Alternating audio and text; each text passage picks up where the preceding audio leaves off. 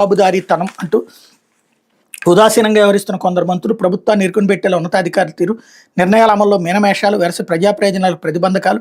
కూటమి ప్రభుత్వం ఏడాది కాలంలో అనేక కీలక నిర్ణయాలు తీసుకుంది. పెద్ద ఎత్తున అభివృద్ధి సంక్షేమ కార్యక్రమాలు చేపట్టింది. క్షేత్రస్థాయిలో పక్కాగా అమలయ్యేలా చూడడంలో మంత్రులు, అధికారులు చాలా మంది ఉదాసీనంగా ఉండిపోయారు. వీరు ప్రభుత్వ లక్ష్యాలను ప్రజల్లోకి బలంగా తీసుకెళ్లకపోవడం వల్ల తగినంత గుర్తింపు రావడం లేదని అభిప్రాయం వ్యక్తం అవుతుంది. పైగా కొందరు అధికారులు యథాలాపంగా తీసుకునే నిర్ణయాలు తుదకు ప్రభుత్వాన్ని ఇరుకుని పెడుతున్నాయి. తర్వాత దిద్దుబాటు చర్యలకు దిగాల్సి వస్తుంది. ప్రభుత్వం మనది, ప్రభుత్వానికి మంచి పేరు తెచ్చేలా మన వ్యవహార శైలి ఉండాలి.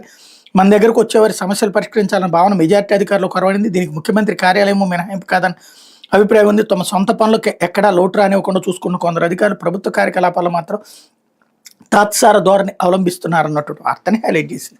వీళ్ళది ఎప్పుడు ఇదే తెలివితేటలు అనమాట. జగన్ టైంలో జరిగితే అది జగనే అరాచక పాలన, ఇప్పుడు అధికారుల తప్పు అంతే తప్పించి ప్రభుత్వాన్ని ఏమీ తప్పులేదు. ఇంకోటి ఆ రాయడంలోనే ఏడాది కాలంలో అనేక కీలక నిర్ణయాలు తీసుకుని పెద్ద ఎత్తున అభివృద్ధి సంక్షేమ కార్యక్రమాలు చేపట్టిందంట. ఏం చేపట్టింది? ఒక దీపం పథకం, పెన్షన్, కానీ పెద్ద ఎత్తున సంక్షేమ కార్యక్రమాలు వచ్చేసినాయి అని చెప్పేసి వార్త. అంటే పదే పదే ఇట్లా మాట్లాడుతూ ఉంటే జనం కూడా గతాన్ని మర్చిపోవాలన్నటువంటి ఒక తెలివైనటువంటి ఎత్తుగడ ఇది నడుస్తూ ఉంటుంది. లేకపోతే ప్రతికూలతల్లో